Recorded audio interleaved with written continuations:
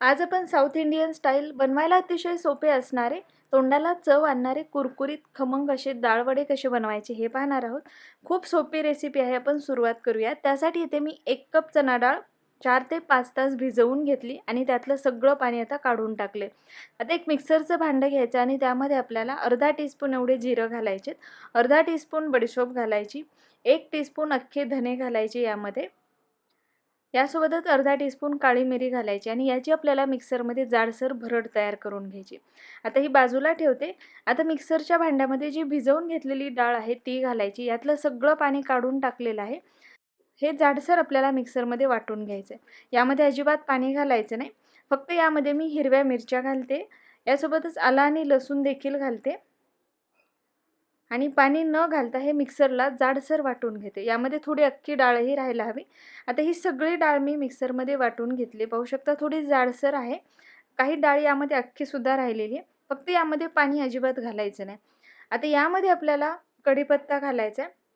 तर अगदी बारीक चिरून घेतलेला आहे इथे मी कढीपत्ता। भरपूर घालायचा, कढीपत्ता खूप छान लागतो या वड्यामध्ये। बारीक चिरून घेतलेला कढीपत्ता घातलाय। जी आपण भरड तयार करून घेतलेली आहे ती घालायची, याने टेस्ट खूप छान येते। भरपूर कोथिंबीर घालायची बारीक चिरून, थोडासा हिंग घालायचा, यासोबतच चवीनुसार यामध्ये मीठ घालायचं, बारीक चिरलेला कांदा घालायचा आपल्याला आणि सगळ्यात शेवटी आपल्याला याला बाइंडिंग येण्यासाठी साधारण 2 चमचे तांदळाचं पीठ घालायचं। तांदळाचं पीठ गरजेप्रमाणे आपल्याला यामध्ये वापरायचं।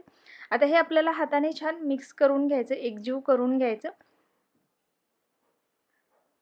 व्यवस्थित मिक्स करून घेतलं की एकदा चेक करायचे, याचे वडे जर व्यवस्थित होत असतील तर तांदळाचं पीठ आपल्याला पुरेसं आहे असं समजायचं।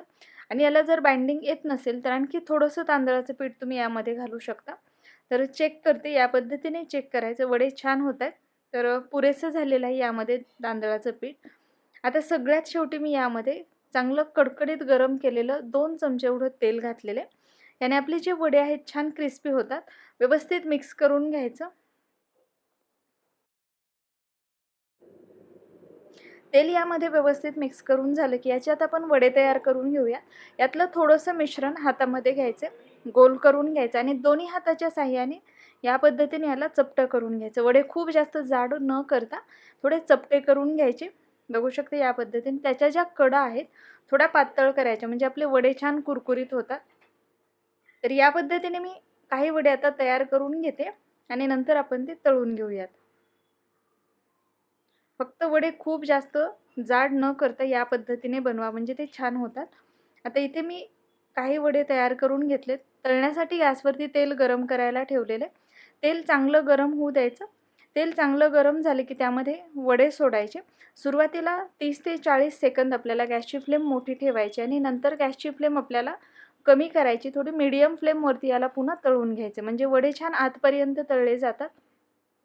सुरुवातीला फक्त तेल व्यवस्थित गरम करून घ्यायचं आणि वडे तेलामध्ये सोडल्यानंतर त्याला थोडंसं सेट होऊ द्यायचं आपल्याला। लगेच याला न हलवता 2 ते 3 मिनिटं याला तळू द्यायचं आणि नंतर आपल्याला त्याला पलटवून दुसऱ्या बाजूने छान तळून घ्यायचे। वडे जर तुम्ही पूर्ण वेळ मोठ्या फ्लेमवरती किंवा खूप जास्त कडकडीत तेलामध्ये जर तळले तर ते आतपर्यंत व्यवस्थित तळले जाणार नाहीत आणि मग आपले वडे क्रिस्पीही होणार नाहीत आणि चांगलेही लागणार नाही। त्यामुळे फक्त सुरुवातीला काही सेकंद मोठ्या फ्लेमवरती वडे तळून घ्या आणि नंतर गॅसची फ्लेम मीडियम ठेवून याला मस्त कुरकुरीत होईपर्यंत तळून घ्यायचे। बघू शकता खूप मस्त आपले वडे तळले गेलेले। आता हे मी काढून घेते आणि याच पद्धतीने राहिलेले सुद्धा वडे मी तळून घेणार आहे। विशेष म्हणजे हे वडे खूप ऑइलीही होत नाहीत, मस्त होतात।